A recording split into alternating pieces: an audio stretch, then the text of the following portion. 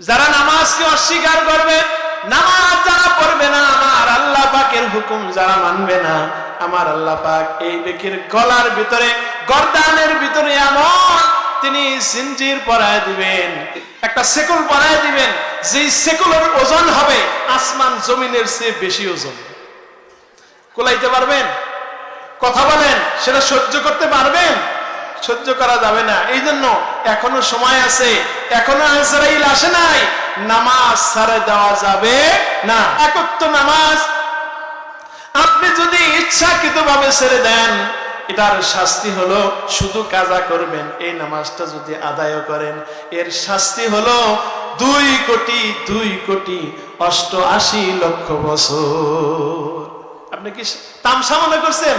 এই যে নামাজ আদায় করেন না, এটাকে আপনি তামসা মনে করছেন? তামসা নয়। আল্লাহ রাব্বুল আলামিন যেদিন ধরবেন, এই যে নামাজ আদায় করতেছেন না, আল্লাহ পাক জাহান্নামে দেওয়ার পর জাহান্নামকে সিলগালা করে দিবে, এখানে শাস্তি পেতে থাক। আর এই জাহান্নাম এমন জাহান্নাম, যে আগুন একবার শরীরে টাচ করলে সাথে সাথে হৃদয়টা পুড়ে যাবে। বলেন নাউজুবিল্লাহ। তাহলে ওই আল্লাহ পাকের ইবাদত করার প্রয়োজন আছে কি নাই? বলেন, ওই আল্লাহ পাকের ইবাদত করার প্রয়োজন আছে কি নাই? এই যে আপনি ইচ্ছা করে নামাজ আদায় করতেছেন না, আপনি কত বড় যে অন্যায় করতেছেন।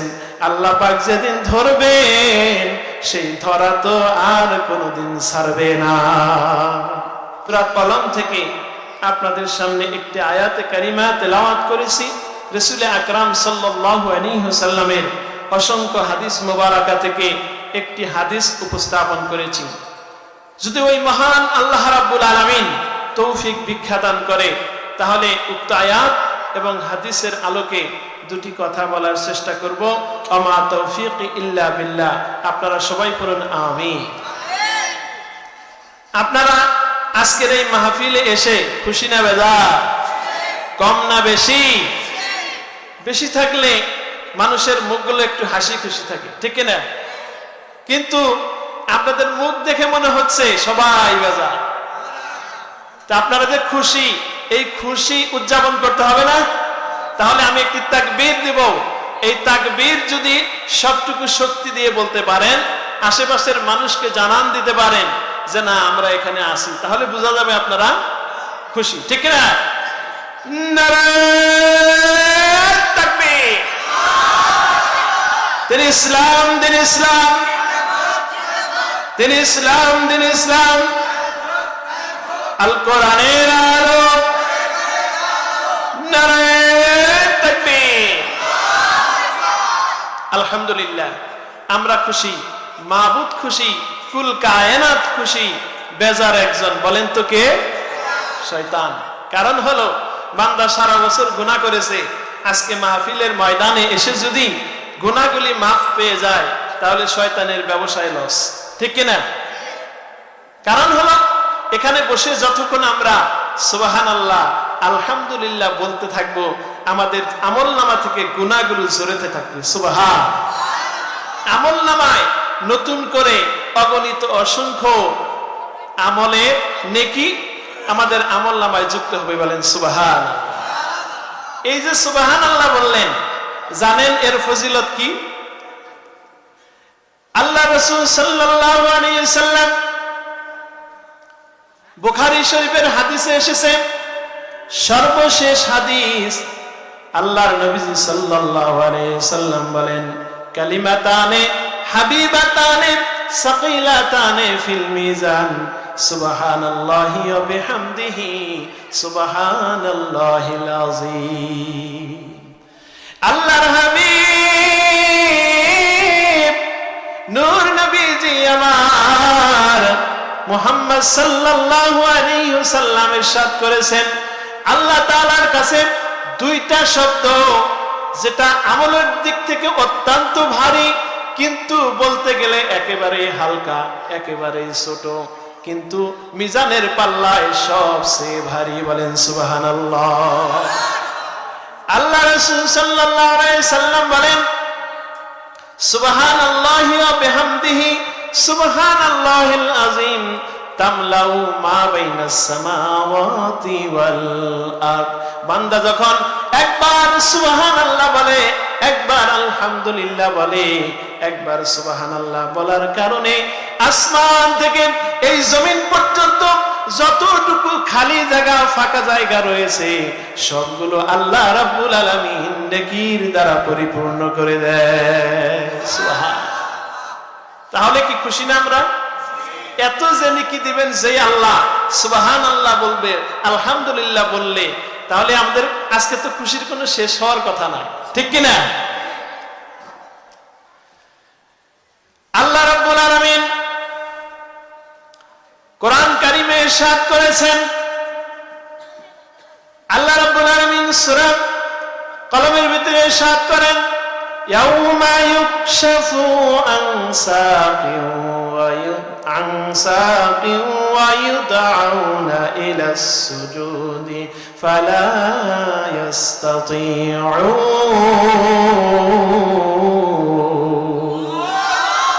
আল্লাহ রাব্বুল আলামিন বলেন,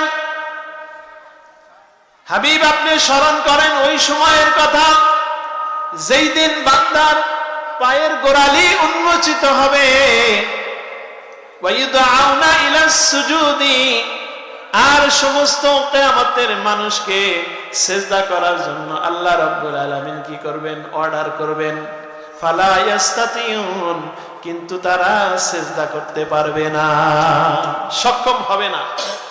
আল্লাহ বলবেন সিজদা করো। বান্দা দুনিয়ায় কি তুমি সিজদা করেছো? আমার হুকুম মেনেছো? তো অনেক মানুষ এরকম দেখা যাবে যারা আসলে নামাজ পড়ে নাই, আসলে আল্লাহর হুকুম মানে নাই, কিন্তু আল্লাহর সামনে তারা মিথ্যা কথা বলবে। কি বলবে? আল্লাহ, হ্যাঁ দুনিয়ায় তো আমরা তোমাকে সিজদা করেছি, তোমার হুকুম মেনেছি। আল্লাহ রাব্বুল আলামিন বলবেন তাহলে সিজদা করো, ফাসজুদ, সিজদা করো। আল্লাহ রাব্বুল আলামিনের হুকুম পেয়ে মানুষগুলো সবাই সিজদা করার জন্য কি হয়ে যাবে? প্রস্তুত হয়ে যাবে, সিজদা করা শুরু করবে।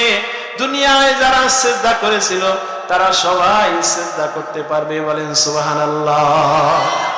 কিন্তু দুনিয়ায় যারা সিজদা করে নাই, দুনিয়ায় যারা মসজিদে আযান হয়েছে কিন্তু সেই সময় চায়ের স্টলে তারা বসে গল্প গুজব করেছে, মসজিদে আযান হয়েছে, দুনিয়ায় তারা কাজকর্ম নিয়ে ব্যস্ত থেকেছে, মসজিদে আযান হয়েছে, খাওয়া দাওয়া গল্প গুজব দুনিয়া নিয়ে ব্যস্ত হয়েছে, কিন্তু আল্লাহর হুকুম পালন করতে গিয়ে মসজিদে যায় নাই। কিয়ামতের ময়দানে আল্লাহ রাব্বুল আলামিন এই মানুষগুলোর পিঠটাকে কাঠের মতো শক্ত করে দেবে। তারা অপমানিত হয়ে যাবে, লজ্জিত হয়ে যাবে। কি হয়ে যাবে? একটু জোরে বলেন, কি হয়ে যাবে? এখন বলবেন কেমনে সম্ভব? আল্লাহ সিজদা করতে বলবে, আমরা সিজদা করব, এটা তো সহজ কাজ। বলেন তো, দুনিয়ায় এরকম অসুস্থ মানুষ অনেক আছে, হাতটা লড়াইতে পারে না, তার সব শক্তি আছে কিন্তু হাতটা লড়াইতে, পাটা ঠিক মতো চালাইতে পারে না, প্যারালাইজড হয়ে গেছে, স্ট্রোক করেছে, আছে কি না? ওর কি এমনি শক্তি নাই গায়ে? কিন্তু এটা কি করে না? কার হুকুম নাই? আল্লাহ পাকের হুকুম নাই। ঠিক ওরকম ভাবে কিয়ামতের ময়দানে মানুষগুলো কি হবে? লজ্জিত হয়ে যাবে, তারা অপমানিত হয়ে যাবে। আল্লাহ রাব্বুল আলামিন সে কথাও বলছেন, খাশিয়াতান আবসারুহুম ওয়া তারহাকুহুম যিল্লাহ, সেই দিন তাদের চেহারাগুলো, তাদের মুখমণ্ডল লজ্জিত হয়ে যাবে। ওয়া তারহাকুহুম যিল্লাহ, তাদেরকে অপমান লাঞ্ছনা এগুলো তাদেরকে মানে চেপে বসবে, তাদেরকে চেপে বসবে। আল্লাহ রাব্বুল আলামিন বলেন, ওয়াকাদ কানু ইউদআউনা ইলাস সুজুদি ওয়া হুম সালিমুন।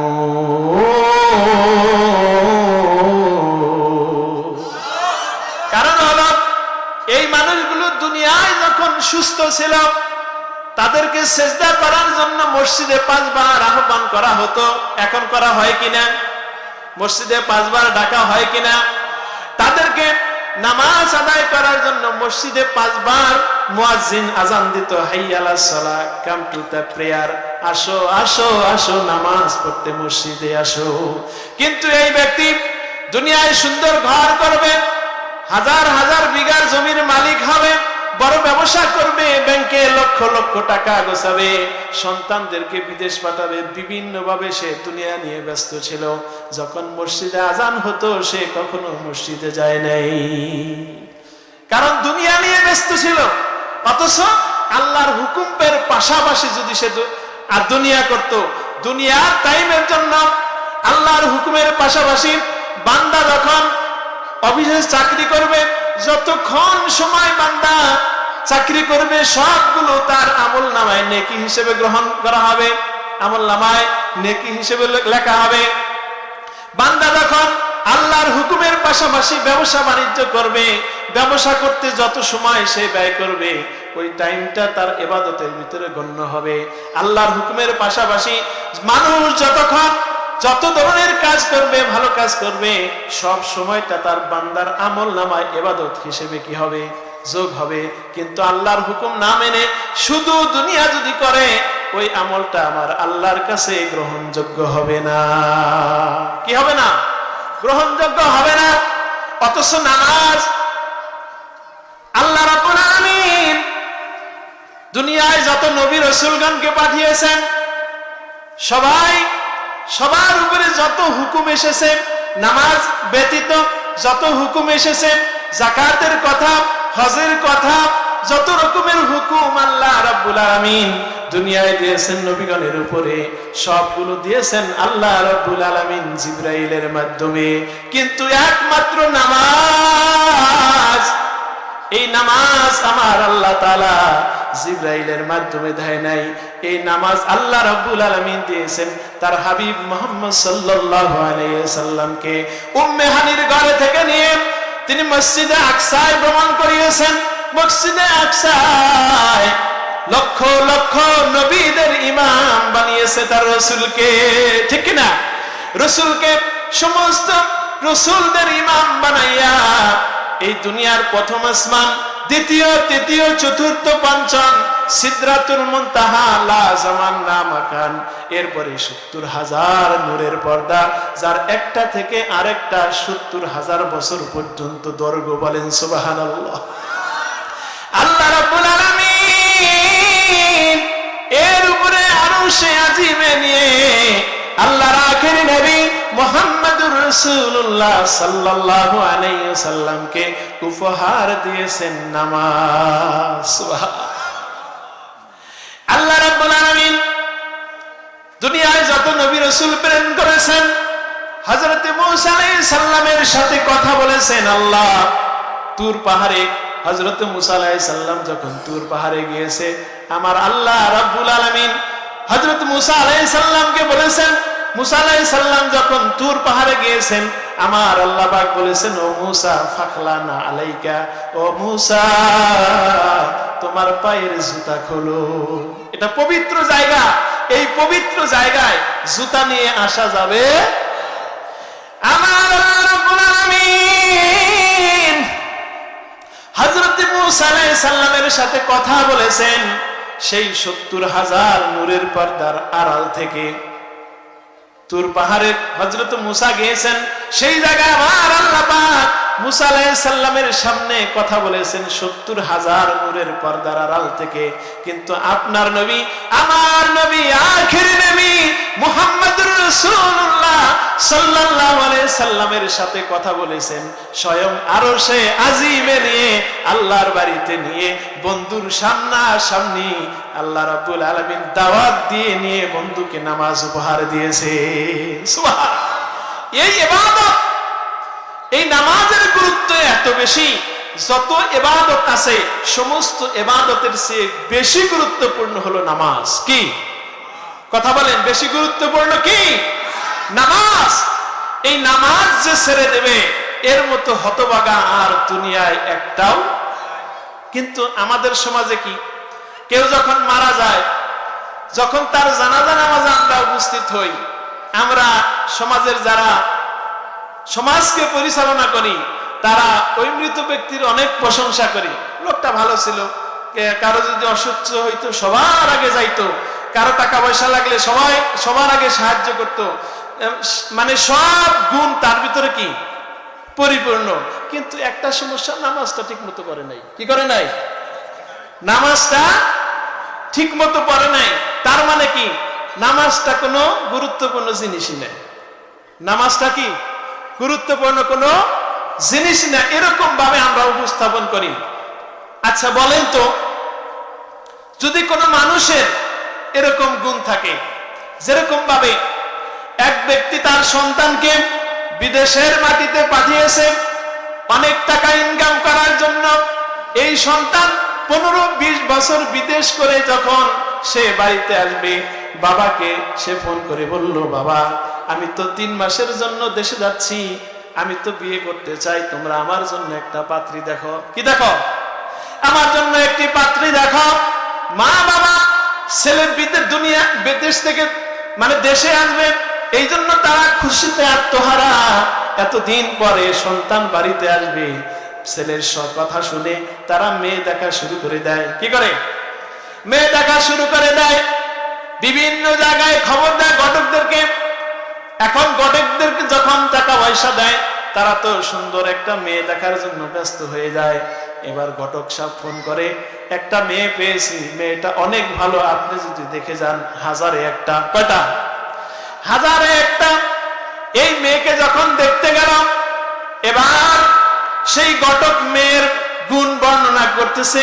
মেয়েটা এমন একটি মেয়ে, 1000-এর ভিতরে একটা। কয়েক ভিতরে একটা?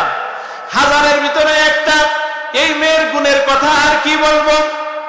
এই মেয়ে, তার চেহারা এত সুন্দর, তার শরীরের চামড়াটা হলো মিশরীয় নারীদের মতো লাল টকটকে।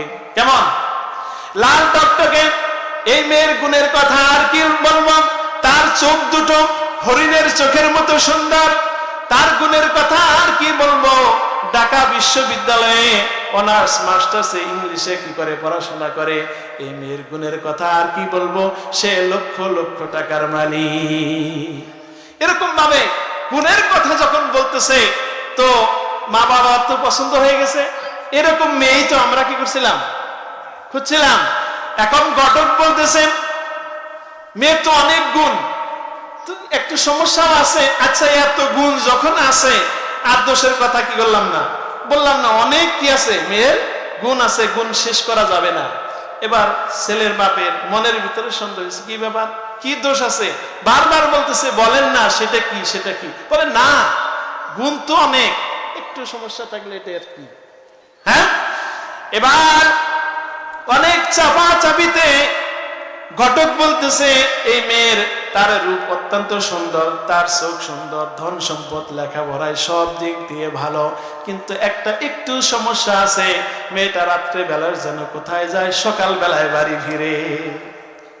হ্যাঁ, মেয়েটাকে রাত্রে পাওয়া যায় না, সকাল বেলায় বাড়ি ফিরে আউলা দাউলা বেশে কোত্থেকে যেন আসে। বলেন তো, এই কথা শুনলে কোন ছেলের বাবা ওই মেয়েকে তার বাড়িতে নেবে, বউ হিসেবে বাড়িতে নেবে? কথা বলেন, জোরে বলেন, নেবে? তাহলে এই যে মেয়েটার এত গুণ, কিন্তু সামান্য একটু সমস্যা, রাত্রিবেলা বাড়ি থাকে না। এবার ছেলের বাবা বলে, শোনো, তোমার হাজার হাজার গুণ থাক মেয়ের ভিতরে, তুমি যেই দোষের কথা বলেছো, এরকম মেয়ে আমার ঘরে আমি কি করব না, বউ হিসেবে নেব না। ঠিক এই মেয়ের মতো একজন মানুষের, সে দান সদকা করে, মানুষকে সাহায্য সহযোগিতা করে, তার ভিতরে অনেক গুণ। সে ভালো ভালো কথা বলে, সে নেতৃত্ব দেয়, তার অনেক গুণ, কিন্তু মানুষটা নামাজ পড়ে না। এই যে একটা দোষ, আমার আল্লাহ তাআলার কাছে, এই মানুষটার কাছে, এই মানুষটা হলো ওই নারীর মতো। কিসের বড় বলেন, কিসের মতো? ওই নারীর মতো, যেই নারী রাত্রে বাড়িতে থাকে না, তার কারণে এই নারীকে কেউ ছেলের ঘরে কি করতে, মানে ছেলের বউ বানাইতে চায় না। যেই মানুষটার সব গুণ আছে কিন্তু নামাজ পড়ে না, এই মানুষটা চতুষ্পদ জানোয়ারের চেয়েও খারাপ। কথা বলেন, এই মানুষটা যে নামাজ পড়ে না, এই মানুষটা এই মানে চতুষ্পদ জানোয়ারের চেয়েও নিকৃষ্ট কারণ হলো সকালবেলায় দেখবেন কুকুর সারা রাত জাগে, কিন্তু সকালবেলায় যখন আজান হয়ে যায় ও ঘুমিয়ে যায়। কারণ ওর একটা থিওরি হলো, যে মানুষটা আমার আল্লাহ পাকের হুকুম মানে না, সকালবেলায় ঘুম থেকে উঠে যেন এই মানুষটার চেহারা আমাকে না দেখতে, মানে কুকুরেও কি করে, বেনামাজির জন্য ঘৃণা করে। তাহলে এত খারাপ হলো আল্লাহর কাছে কি নামাজ না আদায় করা। কারণ হলো আল্লাহ রাব্বুল আলামিন আমাদেরকে অত্যন্ত ভালোবেসে সৃষ্টি করেছেন। আল্লাহ রাব্বুল আলামিন আমাদেরকে জাহান্নামে যাওয়ার জন্য বানায় নাই। আল্লাহ রাব্বুল আলামিন আমাদেরকে শাস্তি দেওয়ার জন্য বানায় নাই। আল্লাহ রাব্বুল আলামিন অত্যন্ত যত্ন করে আমাদেরকে বানাইয়েছেন। কারণ হলো আল্লাহ পাক আমাদেরকে জান্নাতের অধিবাসী করতে চায়। কিন্তু আমরা কয়াবাল পরা মুসলমান দুনিয়ার বাড়িটাকে সুন্দর করার জন্য, ঘরের ভিতরে দামি দামি শোকেস বানানোর জন্য, চকে অনেক জমি জমা করার জন্য সারা জীবন আমরা কি করে দেই, নষ্ট করে ফেলি। কিন্তু আল্লাহ পাকের হুকুম নামাজ আদায় করি না। এই যে নামাজ আদায় আপনি করেন না, এটা আমার আল্লাহ তাআলার কাছে সবচেয়ে বড় অপরাধ। সবচেয়ে বড় কি অপরাধ? দেখেন কত বড় অপরাধ। একজন মানুষ যদি আরেকজনকে হত্যা করে, দুনিয়ার বিচার হলো তাকে যাবজ্জীবন কারাদণ্ড অথবা হত্যা, ঠিক না, ফাঁসি দেওয়া, তাই তো সভাপতি সাহেব?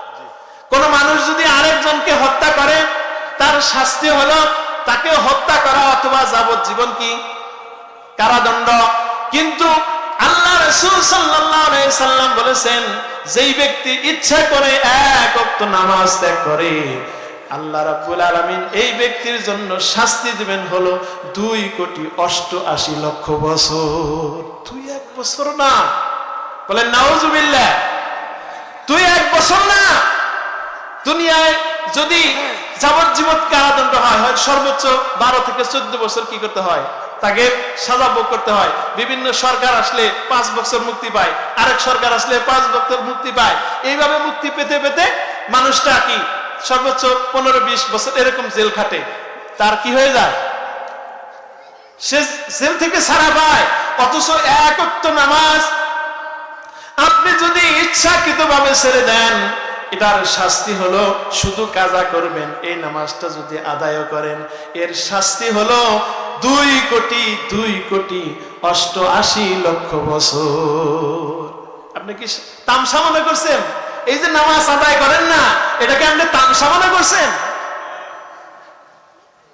তামসা নয়। আল্লাহ রাব্বুল আলামিন যেদিন ধরবেন, এই যে নামাজ আদায় করতেছেন না, আল্লাহ পাক জাহান্নামে দেওয়ার পর জাহান্নামকে সিলগালা করে দিবে, এখানে শাস্তি পেতে থাক। আর এই জাহান্নাম এমন জাহান্নাম, যে আগুন একবার শরীরে টাচ করলে সাথে সাথে হৃদয়টা পুড়ে যাবে। বলেন নাউজুবিল্লাহ। তাহলে ওই আল্লাহ পাকের ইবাদত করার প্রয়োজন আছে কি নাই? বলেন ওই আল্লাহ পাকের ইবাদত করার প্রয়োজন আছে কি নাই? এই যে আপনি ইচ্ছা করে নামাজ আদায় করতেছেন না, আপনি কত বড় যে অন্যায় করতেছেন। আল্লাহ পাক যেদিন ধরবেন, সেই ধরা তো আর কোনোদিন ছাড়বে না। কারণ হলো আল্লাহ রাব্বুল আলামিন এই নামাজকে দিয়েছেন আরশে আজিমে তার বন্ধুকে নিয়ে, ঠিক কিনা? জিবরাইলের মাধ্যমে যাকাতের মতো দেয় নাই, হজের মতো আল্লাহ পাক হুকুম করে নাই। এই নামাজকে আল্লাহ পাক তার হাবিব মুহাম্মদুর রাসূলুল্লাহকে আরশে আজিমে নিয়ে দাওয়াত দিয়ে তিনি উপহার দিয়েছেন। সুবহানাল্লাহ। আল্লাহ রাসূল সাল্লাল্লাহু আলাইহি সাল্লাম মুহাম্মদুর রাসূলুল্লাহ সাল্লাল্লাহু আলাইহি ওয়াসাল্লাম যখন তিনি আরশে গেলেন, আমার আল্লাহ পাকের সামনাসামনি বসলেন। আমার আল্লাহ পাক জিজ্ঞাসা করলেন, হাবিব, বন্ধুর বাড়ি গেলে মিষ্টি অথবা কোনো কিছু নিয়ে যায়, আমি আল্লাহ পাকের জন্য কি নিয়ে এসেছে? আপনি তো আমার বাড়িতে আসছেন, তো বন্ধুর বাড়ি গেলে কিছু নিয়ে যায়, আপনি আমার জন্য কি নিয়ে এসেছেন? সুবহানাল্লাহ বলেন। আল্লাহ হাবিব মুহাম্মদুর রাসূলুল্লাহ বলেন, রব্বে কারীম, আমি আপনার জন্য নিয়ে এসেছি। এই দুনিয়ার ভিতরে যত প্রশংসা করা হয়, মানব দানব পশু পাখি, মানে সারা পৃথিবী জুড়ে যত মানুষ যত পশু পাখি প্রশংসা করে, রব্বুল আলামিন সমস্ত প্রশংসা আমি আপনার জন্য নিয়ে এসেছি। সুবহান। রব্বুল আলামিন দুনিয়ায় যত পবিত্র জিনিস আছে, আপনি যেরকম ভাবে পবিত্র, যত পবিত্রতা আছে সমস্ত পবিত্রতা আমি আপনার জন্য নিয়ে এসেছি। আল্লাহর হাবিব যখন এই কথা বললেন, আমার আল্লাহ পাক খুশি হয়ে গেলেন। বলেন সুবহানাল্লাহ। এই কথাগুলো আমরা নামাজের ভিতরে সব সময় আত্তাহিয়াতুর ভিতরে পড়তে থাকি। বলেন সুবহানাল্লাহ। আল্লাহ রাসূল বলেন, আত্তাহিয়াতু লিল্লাহি ওয়াস সালাওয়াতু ওয়াত তাইয়্যিবাত। সমস্ত পবিত্রতা, সমস্ত প্রশংসা আল্লাহ রাব্বুল আলামিন আপনার জন্য। নবীজি মুহাম্মদুর রাসূলুল্লাহ যখন এই কথা বললেন, রাসূলের এই কথা শুনে আমার আল্লাহ পাকের কুদরতি অন্তর এত বেশি খুশি হয়ে গেছে, আমার আল্লাহ পাক এত খুশি হয়ে গেছে, স্বয়ং আল্লাহ তার রাসূলকে সালাম দিতেছেন। বলেন সুবহানাল্লাহ। আল্লাহ রাব্বুল আলামিন বলেন, আসসালামু আলাইকা আইয়ুহান নবী ওয়া রাহমাতুল্লাহি ওয়া বারাকাতুহু। ও রাসূল, আমি আল্লাহর পক্ষ থেকে আপনার প্রতি সালাম, আমার রহমত, আমার বরকত সব কিছু আপনার উপরে নাজিল হোক। বলেন সুবহানাল্লাহ। আল্লাহ পাকের সাথে রাসূলের সাথে যেই কথাগুলো হচ্ছে, পাশ থেকে ফেরেশতারা আল্লাহ পাকের প্রশংসা করতেছে, নবীজির প্রশংসা করতেছে, তারা সাক্ষ্য দিতেছে, আশহাদু আল্লা ইলাহা ইল্লাল্লাহু ওয়া আশহাদু আন্না মুহাম্মাদান আবদুহু ওয়া রাসূলুহু। আমরা সকলে সাক্ষী দিলাম আল্লাহ আপনি হলেন আমাদের রব, আর মুহাম্মদুর রাসূলুল্লাহ তিনি হলেন আপনার বান্দা, আপনার প্রিয় রাসূল। বলেন সুবহানাল্লাহ। তাহলে নামাজের ভিতরে আমরা যেই কথাগুলো বলি, সরাসরি রাসূলের সাথে আরশে আজিমে আল্লাহ পাক যেই কথাগুলো বলেছিলেন, সেই কথাগুলোই আমাদের নামাজের ভিতরে হয়ে যায়। সুবহানাল্লাহ। আল্লাহ নবী সাল্লাল্লাহু আলাইহি ওয়াসাল্লাম, তাকে আল্লাহ পাক এত বেশি ভালোবাসতেন, কারণ হলো হযরতে আদম আলাইহিস সালাম তার সন্তানদের কাছে তিনি দাওয়াত দিয়েছেন, জান্নাতের সুসংবাদ দিয়েছেন, জাহান্নামকে ভয় দেখিয়ে জাহান্নামের ভয় দেখিয়েছেন। কিন্তু আদম আলাইহিস সালাম তিনি সরাসরি জান্নাত জাহান্নাম দেখে কি করে নাই, ভয় দেখায় নাই। হযরত মুসা আলাইহিস সালাম তার উম্মতদেরকে জান্নাতের সুসংবাদ দিয়েছেন, জাহান্নামকে তিনি জাহান্নাম থেকে সতর্ক করেছেন, আখিরাতের কথা বলেছেন, সব কিছু করেছেন। হযরত ঈসা আলাইহিস সালাম এইভাবে সমস্ত নবী রাসূল তার উম্মতদেরকে সতর্ক করেছেন, কিন্তু কোন নবী রাসূল তারা জান্নাত আর জাহান্নাম দেখে নাই। কিন্তু আল্লাহ রাব্বুল আলামিন তার হাবিব, আপন হাবিব মুহাম্মদুর রাসূলুল্লাহ সাল্লাল্লাহু আলাইহি সাল্লামকে তিনি আরশে আজিমে নিয়ে সরাসরি জান্নাত দেখাইছেন, জাহান্নাম দেখাইছেন। সুবহানাল্লাহ। আল্লাহ রাব্বুল আলামিন তার হাবিবের সাথে তিনি কথা বলা শুরু করলেন। একদিন যায়, দুই দিন যায়, এক সপ্তাহ, 2 সপ্তাহ, মাস যায়, বছর যায়, এরকম ভাবে 1 বছর, 5 বছর, 10 বছর, 20 বছর যাইতে যাইতে যাইতে যাইতে আল্লাহ রাব্বুল আলামিন তার হাবিবের সাথে দীর্ঘ 27 বছর প্রেমের আলাপ করে। সুবহানাল্লাহ। কতদিন বলেন, কতদিন? 27 বছর আল্লাহ রাব্বুল আলামিনের সাথে মেরাজ হলো আল্লাহ পাক রাসূলের।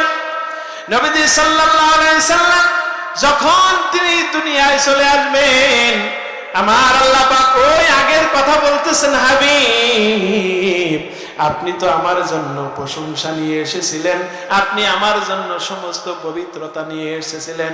ও মুহাম্মদুর রাসূলুল্লাহ, আপনি বন্ধুর বাড়ি থেকে যাবেন এখন ফিরে, বন্ধু কি আপনাকে তাকে কোনো পুরস্কার দিবে না। এটা তো হতে পারে না, হতে পারে না। ও হাবিব, আমি আপনার জন্য, আপনার উম্মতের জন্য 50 ওয়াক্ত নামাজ উপহার দিলাম। সুবহান।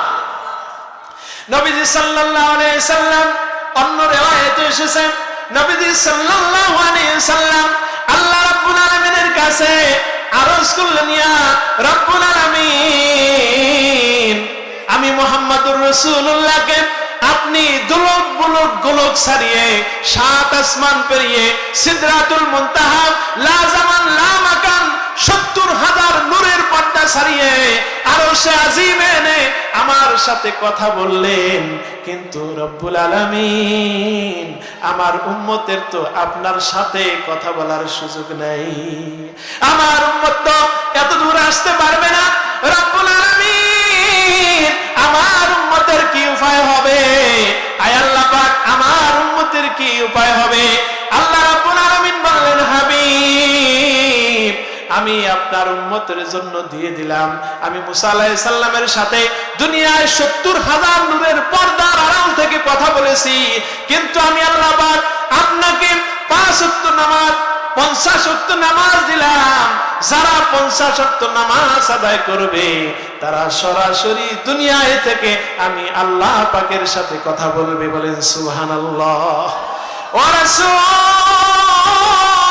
আপনার বান্দারা, আপনার উম্মতরা যখন আমার সাথে কথা বলবে, মুসা আলাইহিস সালামের সামনে 70,000 নূরের পর্দা ছিল, কিন্তু আপনার উম্মত যখন তারা নামাজে দাঁড়াবে, তা ওই বান্দার সাথে আমি আল্লাহর মাঝখানে একটাও পর্দা থাকবে না। বলেন সুবহানাল্লাহ। এই জন্য বলা হয় আসসালাতু মিরাজুল মুমিনিন, নামাজ হলো মুমিনদের জন্য মেরাজ। সুবহানাল্লাহ। এত দামি জিনিস আল্লাহ পাক দিলেন। আল্লাহ রাসূল সাল্লাল্লাহু আলাইহি সাল্লাম আল্লাহর দরবার থেকে চলে আসতেছেন, সামনে হযরত মুসা আলাইহিস সালামের সাথে দেখা হলো। হযরত মুসা আলাইহিস সালাম বলেন, ইয়া রাসূলুল্লাহ, ইয়া হাবিবাল্লাহ, আল্লাহর দরবারে গিয়েছিলেন, আল্লাহ আপনাকে কি কি দিলেন? আল্লাহ রাসূল বলেন, আল্লাহ পাক খুশি হয়ে আমার উম্মতের জন্য 50 ওয়াক্ত নামাজ দিয়েছেন। কয় ওয়াক্ত? জোরে বলতে হবে, কয় ওয়াক্ত? আমরা পড়ি কয় ওয়াক্ত? হ্যাঁ? এবার হযরত মুসা আলাইহিস সালাম বলেন, ইয়া রাসূলুল্লাহ, ইয়া হাবিবাল্লাহ, আমার উম্মত গুলো ছিল অত্যন্ত শক্তিশালী, তারা দীর্ঘদিন হায়াত পেয়েছে, মাত্র 1 ওয়াক্ত নামাজ দিয়েছিল, তারপরেও আমার উম্মত আল্লাহ পাকের হুকুম মানে নাই।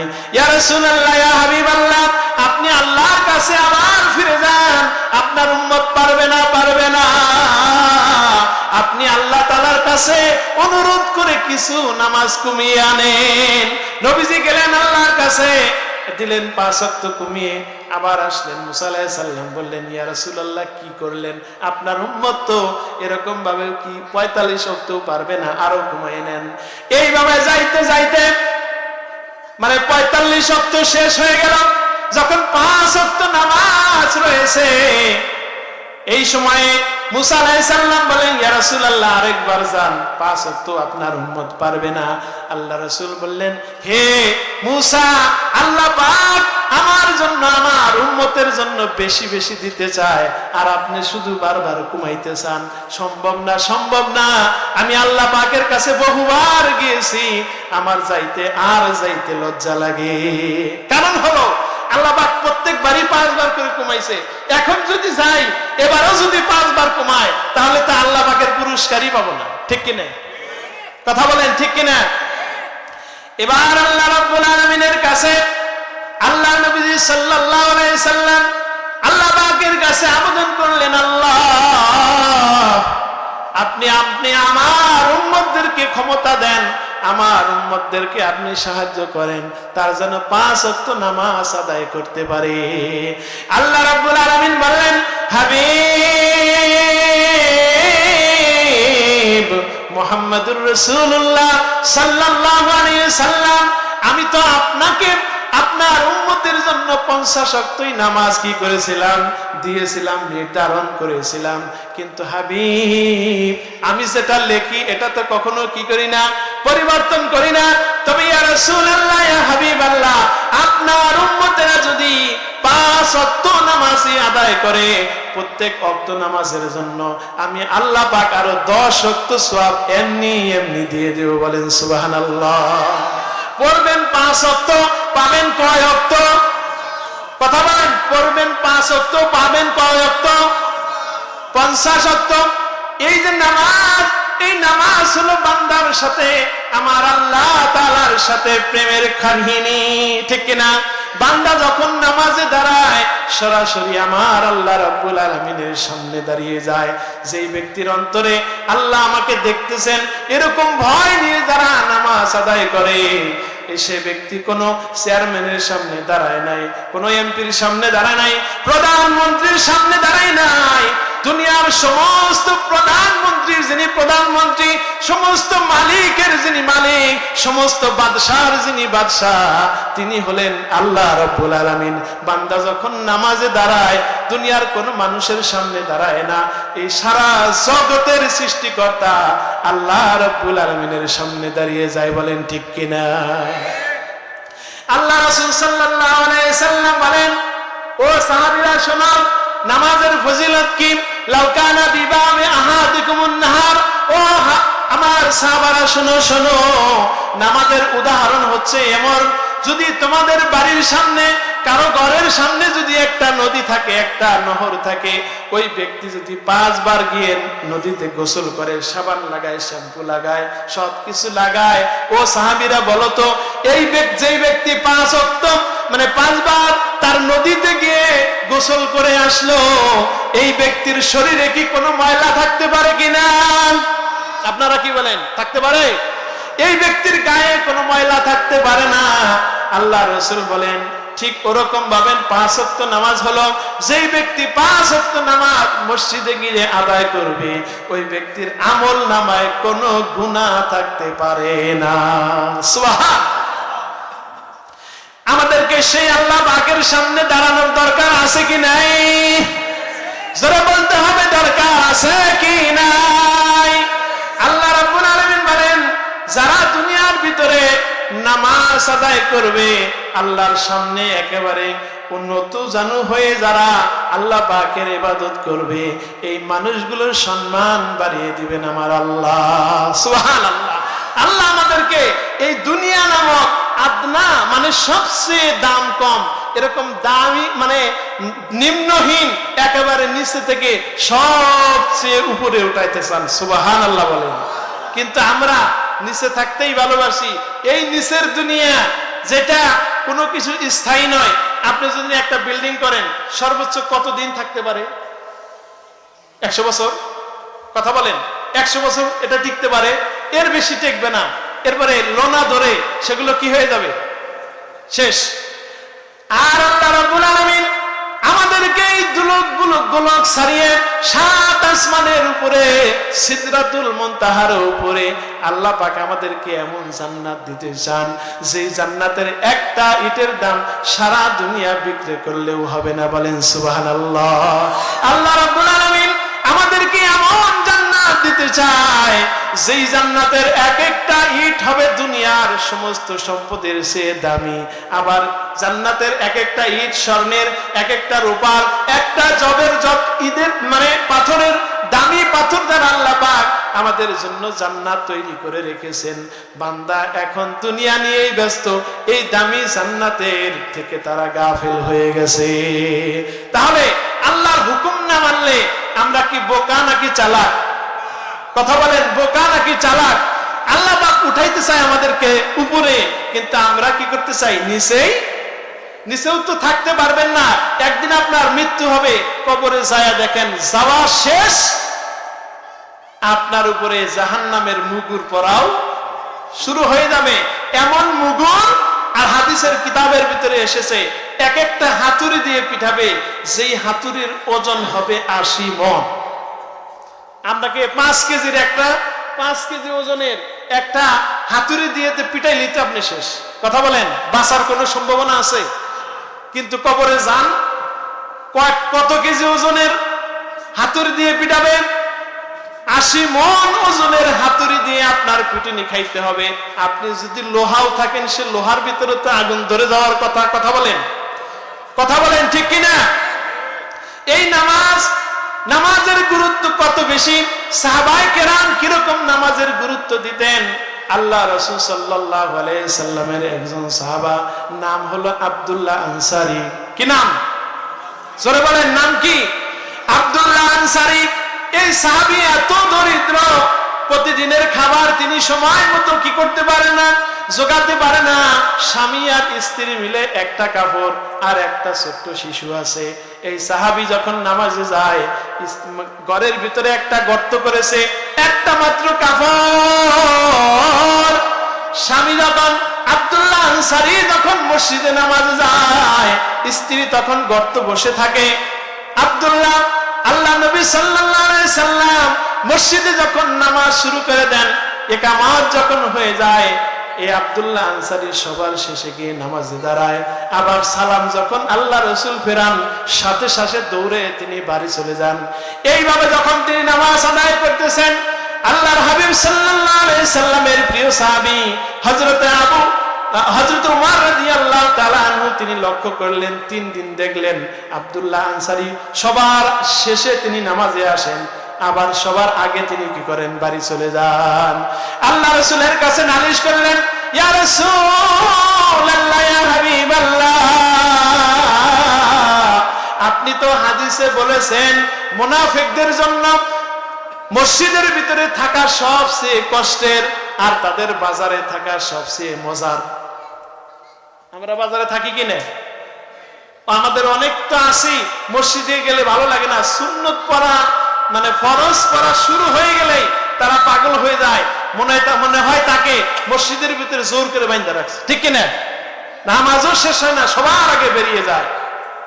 ইয়া রাসূলুল্লাহ, ইয়া হাবিবাল্লাহ, আপনি তো বলেছেন মুনাফিকের জন্য মসজিদে থাকা সবচেয়ে কঠিন, বাজারে দোকানে চারতলে থাকা তার জন্য আনন্দের। ইয়া রাসূলুল্লাহ, ইয়া হাবিবাল্লাহ, আমার মনে হয় আব্দুল্লাহ আনসারীর মনের ভিতরে মুনাফিকি শুরু হয়ে গেছে। আল্লাহর হাবিব বললেন, ও আব্দুল্লাহ আনসারী, ও আমার, তুমি না জেনে একজন মানুষের প্রতি এরকম খারাপ কিংবা ভালো ধারণা করতে পারো না। আমি একটু খোঁজ খবর নিয়ে নেই।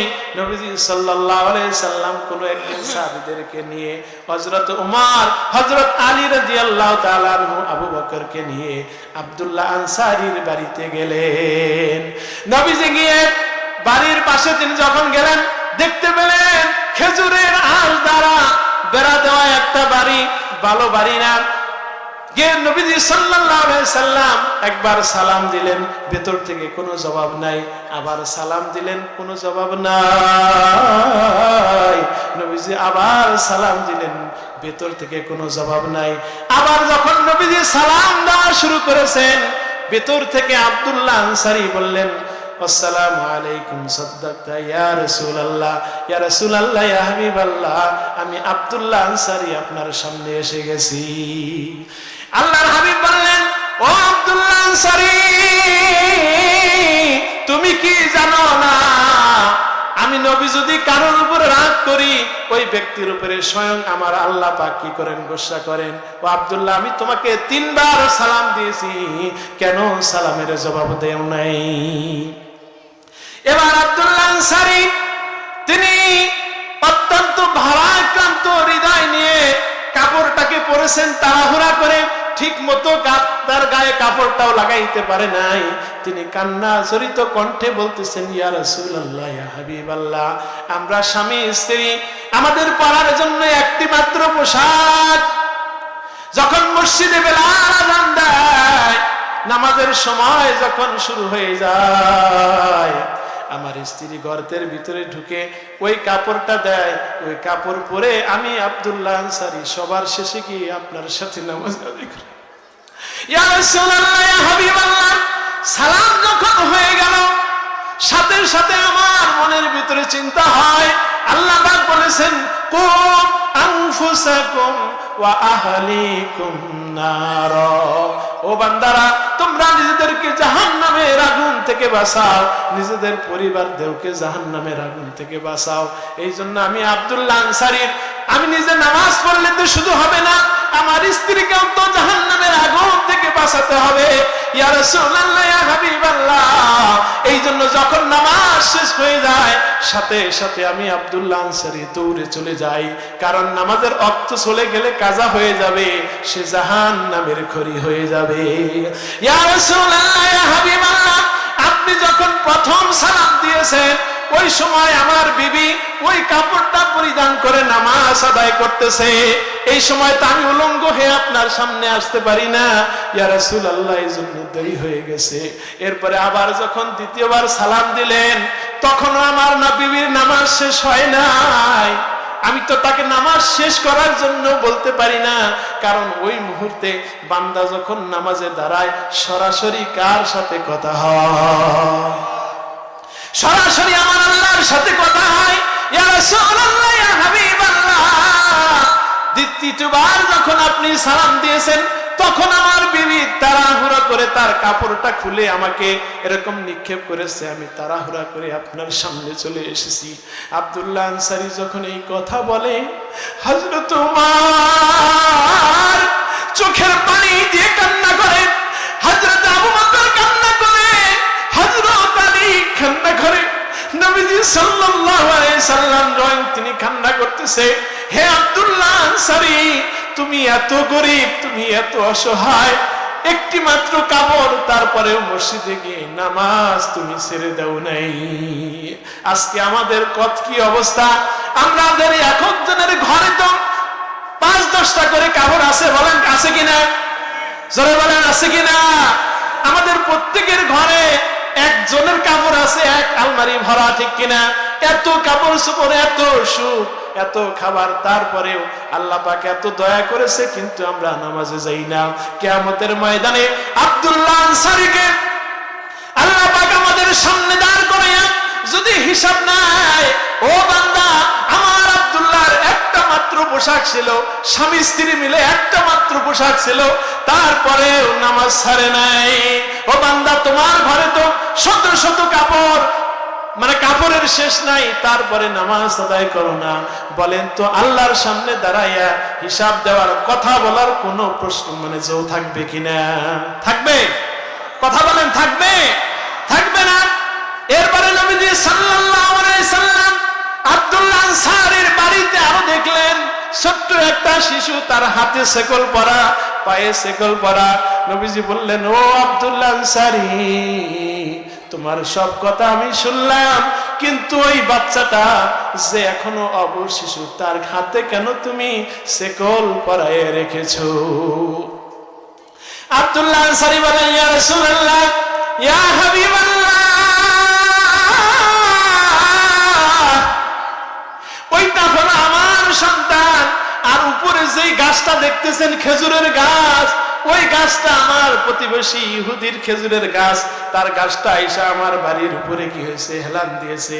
প্রতিদিন সকাল বেলায় পাকা খেজুর গুলো যখন টপ টপ টপ টপ করে পড়ে, আমার সন্তান তো ওই খেজুর খাওয়ার জন্য পাগল হয়ে যায়। ইয়া রাসূলুল্লাহ, অথচ আপনি হাদিসে বলেছেন, লা তাদখুলুল জান্নাতা জাসাদুন গুজিয়া বিল হারাম। ইয়া রাসূলুল্লাহ, ইয়া হাবিবাল্লাহ, আপনি বলেছেন যেই শরীরটা হারাম খাবার দ্বারা গঠিত হয়েছে, এই শরীর কখনো জান্নাতে যাবে না। ইয়া রাসূলুল্লাহ, আমার সন্তান যদি এই ইহুদির খেজুর খায়, তাহলে সে অন্যের খাবার খাইলো, ওই সন্তান তো জাহান্নামী হয়ে যাবে।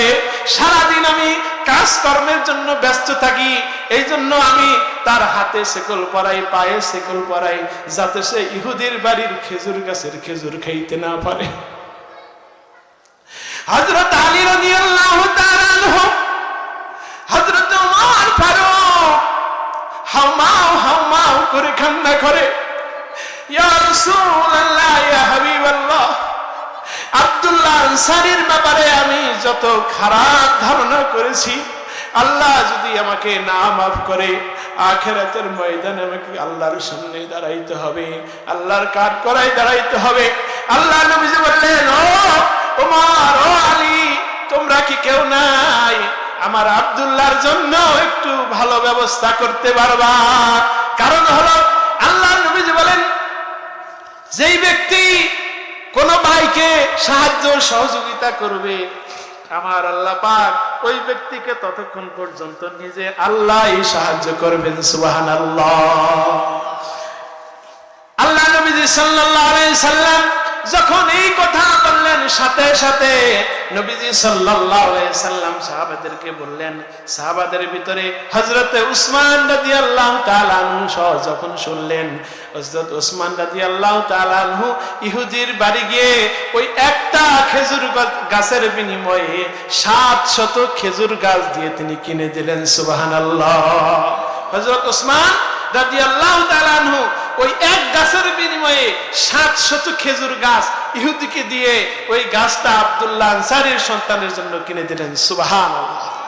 তাহলে সাহাবায়ে কেরাম এত কষ্ট থাকার পরেও নামাজ ছাড়ে নাই, আর আমাদের সুখের অভাব নাই, কিন্তু সকালবেলায় মসজিদে লোক পাওয়া, কথা বলেন, সকালবেলায় মসজিদে লোক পাওয়া যায় না। মনে রাখবেন, স্মরণে রাখবেন, এই যে আল্লাহ পাকের সামনে গাদ্দারি করতেছেন, 5 ওয়াক্ত নামাজে মুয়াজ্জিন মসজিদে আযান দিচ্ছে, অথচ সেই কথা আপনি কর্ণপাত করছেন না। জাহান্নামে দেওয়ার পরেও আপনি হাউমাউ করে কাঁদবেন, আমার আল্লাহ পাকও সেদিন শুনবে। আল্লাহ নবীজি সাল্লাল্লাহু আলাইহি সাল্লাম বলেন, যারা নামাজকে অস্বীকার করবে, নামাজ যারা পড়বে না, আমার আল্লাহ পাকের হুকুম যারা মানবে না, আমার আল্লাহ পাক এই ব্যক্তির গলার ভিতরে, গর্দানের ভিতরে এমন তিনি জিনজির পরায় দিবেন, যে জিনজিরের ওজন হলো আজন। বলেন নাউজুবিল্লাহ। আপনার গলায় এরকম ভাবে জিনজির একটা শেকল পরায় দিবেন, যে শেকলের ওজন হবে আসমান জমিনের চেয়ে বেশি ওজন। কুলাইতে পারবেন? কথা বলেন, সেটা সহ্য করতে পারবেন? সহ্য করা যাবে না। এই জন্য এখনো সময় আছে, এখনো আজরাইল আসে নাই, নামাজ ছেড়ে দেওয়া যাবে না।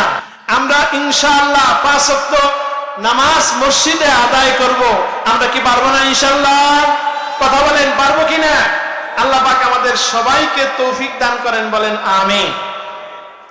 সম্মানিত হাজিরিন, আল্লাহ রাব্বুল আলামিন কোরআন কারিমে ইরশাদ করেছেন, ওয়াকুমু লিল্লাহি কানিতিন।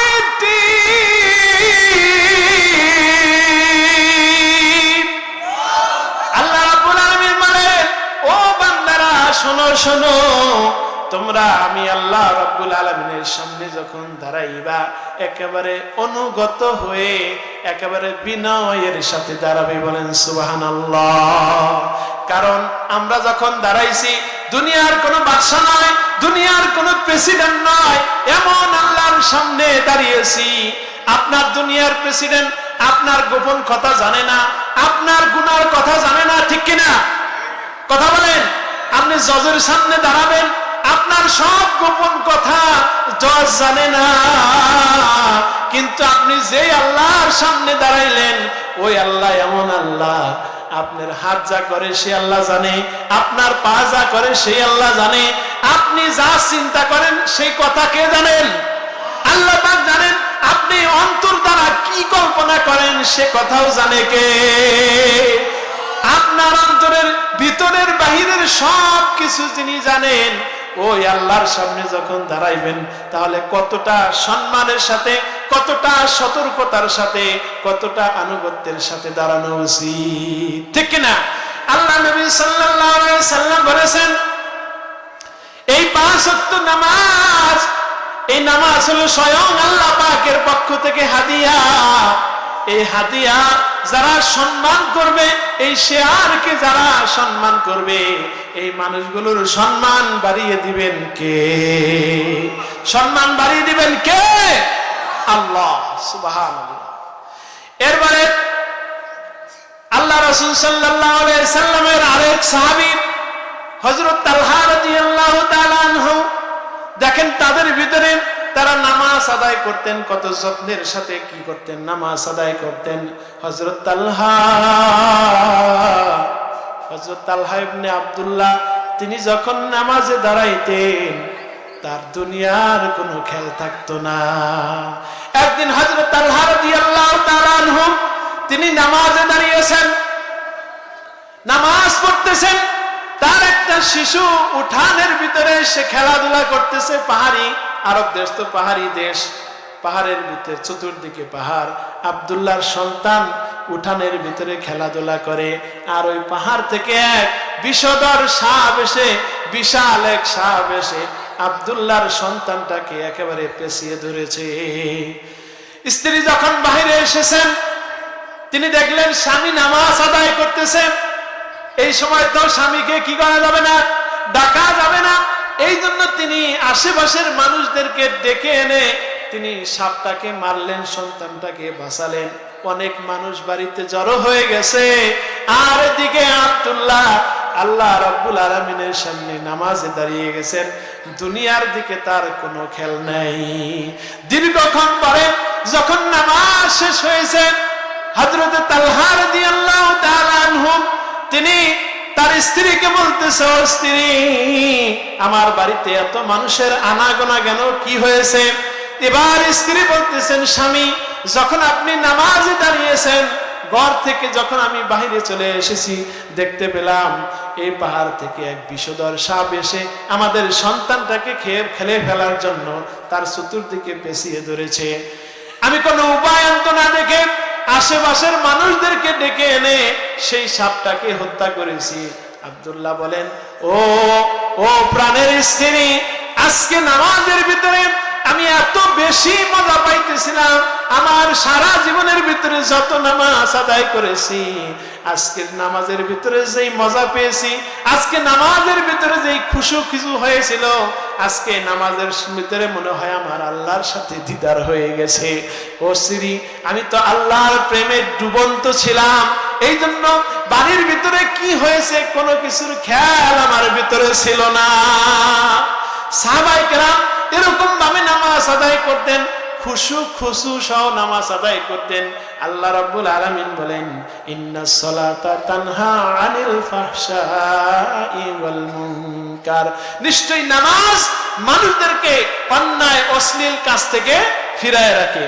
কিন্তু এখন বলতে পারেন, হুজুর, এখন এটা তো আল্লাহর কথা সত্য, নামাজ কি করে মানুষকে গুনার কাছ থেকে ফেরায়, কিন্তু আমাদের ভিতরে তো এরকম আছে, নামাজও পড়ে শুধু কথা বলে না, নামাজও পড়ে শুধু, নামাজও পড়ে ঘুষও খায়, নামাজও পড়ে কিন্তু অন্যের ক্ষেতের আইলো ঠেলে, ঠিক না? নামাজও পড়ে মিথ্যা কথা বলে, নামাজ পড়ে চাষটা লেগে মানে সারাদিন কাটিয়ে দেয়, উলঙ্গ নারী দেখে, এরকম নামাজ পড়ে অনেক গুনার কাজও করে। তাহলে নামাজ কেমনে তাকে কি করলো? অশ্লীল কাজ থেকে ফিরালো। এটার জবাব হচ্ছে যে ব্যক্তি আসল নামাজি, সত্যিকার অর্থেই আল্লাহকে সামনে রেখে নামাজ আদায় করে, ওই ব্যক্তি কখনো গুনার কাজে যাইতে পারে না। যে ব্যক্তি নামাজও পড়ে আবার সুদও খায়, ঘুষও খায়, অন্যায় করে, বোঝা গেল তার নামাজ কবুল হয় না, তার নামাজটা জীবন্ত নামাজ নয়, তার নামাজটা আসল নামাজ নয়। এই জন্য নামাজ পড়ার পরে আল্লাহর সামনে দাঁড়িয়েছে, আল্লাহর সামনে দাঁড়িয়ে ফজরের নামাজ আদায় করলো, এই ব্যক্তি ফজর নামাজ পড়ে কেমনে সে অন্যের ক্ষেতের আল ঠেলবে, কেমনে সে হাত দিয়ে সুদ খাবে, কেমনে সে ঘুষ খাবে?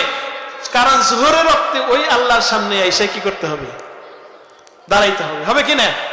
যেই ব্যক্তি আল্লাহর সামনে দাঁড়ানোর ভয় করে, আল্লাহর সামনে সমস্ত কাজের হিসাব দিতে হবে, এই হিসাব যার থাকবে, এই ব্যক্তি কখনো গুনার কাজে যুক্ত হইতে পারে না।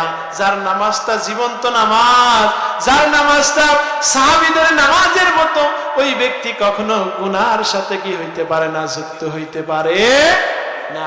এই জন্য ভাইরা আমার, বন্ধুরা আমার, যে আয়াতে কারিমা আমি তেলাওয়াত করেছিলাম, তারপরে আয়াতে আমার আল্লাহ রাব্বুল আলামিন বলেন, ফাযারনি ওয়া মান ইউকাযযিবু বিহাযাল হাদীসি সানাস্তাদরিজুহুম মিন হাইসু লা ইয়ালামুন। আমার আল্লাহ রাব্বুল আলামিন বলেন, ও হাবিব মুহাম্মদুর রাসূলুল্লাহ, যেই ব্যক্তি আমি আল্লাহ পাকের হুকুম দেওয়ার পরে নামাজ আদায় করে না, যারা আল্লাহ আমি রব্বুল আলামিনের হুকুম আদায় করে না, এদেরকে ছেড়ে দেন, আমার কাছে ছেড়ে দেন, আমি আল্লাহ পাক এদেরকে শায়েস্তা করব। বলেন নাউজুবিল্লাহ। দ্বিতীয় বক্তার আগমন, দ্বিতীয় বক্তার আগমন মাহফিলের পক্ষ থেকে নারে তাকবীর, লিল্লাহি তাকবীর। সম্মানিত হাজারিন, আজকের মাহফিলের সম্মানিত দ্বিতীয় বক্তা হযরত মাওলানা মুফতি মাহমুদুল হাসান আশিকি। আমার নামের সাথে কি আছে? মিল আছে। ভাইজান অত্যন্ত সুললিত কণ্ঠ, আমার কণ্ঠ তো ভালো না, ভাঙা, অত্যন্ত সুললিত কণ্ঠকে আপনাদেরকে কোরআন হাদিস থেকে আলোচনা শোনাবেন। তো ভাইজানকে বসায় রেখে আমি আলোচনা করা আসলে উচিত হবে না, আমি তো সবসময় আপনাদের সামনে আসি, ঠিক কিনা? এই জন্য আজকের কথা আমি এখানেই শেষ করলাম। ভুল হলে আমার আল্লাহ পাকের কাছে ক্ষমা চাই, ভুল মেসেজ গিয়ে থাকলে আল্লাহ পাক যেন আপনাদের অন্তর থেকে সেটা মুছে দেয়, এবং যা কিছু আমল করার যোগ্য আমলের কথা বলেছি আল্লাহ পাক আমাদের সবাইকে নিয়ে যেন সেই আমল করার তৌফিক দান। সবাই বলেন আমিন। ওয়া আখিরু দাওয়ানা আলহামদুলিল্লাহি রাব্বিল আলামিন। আসসালামু আলাইকুম ওয়া রাহমাতুল্লাহি ওয়া বারাকাতুহু।